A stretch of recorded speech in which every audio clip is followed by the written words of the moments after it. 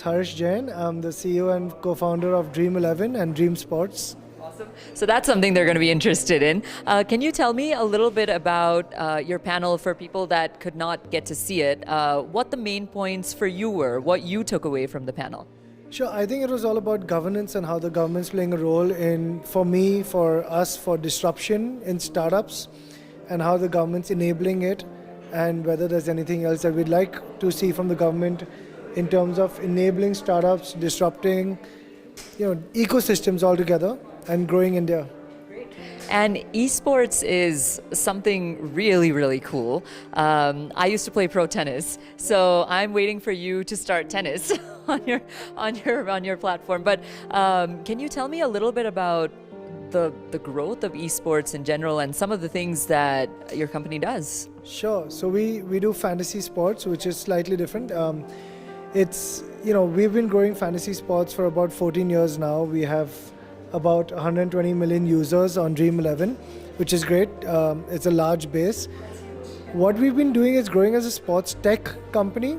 So we have an active user base that engages heavily with sports through our platform. They actually move from a passive user to an active user. Now what we've done is we've gone and solved more problems for them. So we have Fan Code, which does personalized sports content and commerce. We have Dreamset Go, which manages sports travel and tourism. We have Dream Game Studios, which is creating sports games in India. We have Khelo More investment into Khelo More, which does sports venue bookings, an investment into Fitter for fitness, an investment into So Strong for esports, like you mentioned, and an investment into several other companies like Elevar, which does sports shoes and bats. So what we're really trying to do is solve 700 million, 800 million sports fans' needs with more personalized products and services on sports in India. Fantastic. And then how can, a lot of young people actually come to me and they ask me how can we get involved in sports? So everyone cannot become a professional sports player, right? Everyone cannot be a Roger Federer, but fantasy sports is something everyone can engage in. Right? And even from a career perspective, someone can work in gaming, someone can work for you, right? So what advice do you have, especially for the young people out there who are looking at gaming as a career?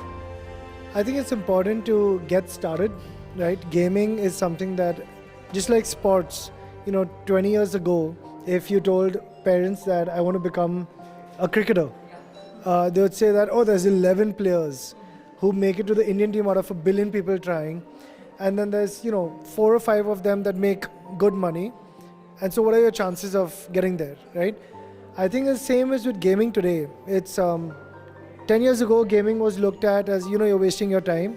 Today, you're seeing that even the Honorable Prime Minister, the Honorable Finance Minister is saying India can become a gaming superpower. And we already are one of the top 5 gaming markets in the world. And so this push by the government to embrace gaming and make India a large gaming market, larger than it is even now, is going to help create massive job opportunities and gaming companies that come out of India that are worth tens of billions, maybe $100 billion company coming out of India.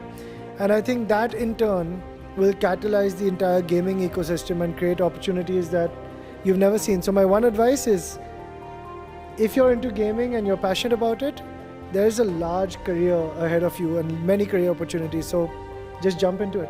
That's awesome. And last question for you. Fantastic session, as I said before, earlier this afternoon. How are platforms like India Global Forum important, and are you enjoying being here today? Absolutely, it's great. I think they're very important from the point of bridging government and the private sector and helping provide that bridge where the private sector can talk about what they would like to see from the government, and the government can be there in person. We have the Honorable Minister of State for IT and the Honorable FM Finance Minister obviously being here.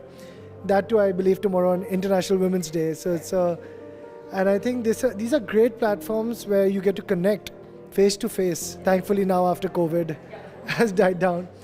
And I think that's very critical in achieving the Prime Minister's vision of a $1 trillion economy.